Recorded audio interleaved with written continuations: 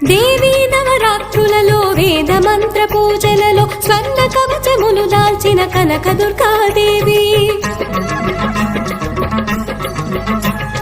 భవబంధాలను బాపే Bala Tripura Sundari నిత్యానందము కూర్చే Annapurnadevi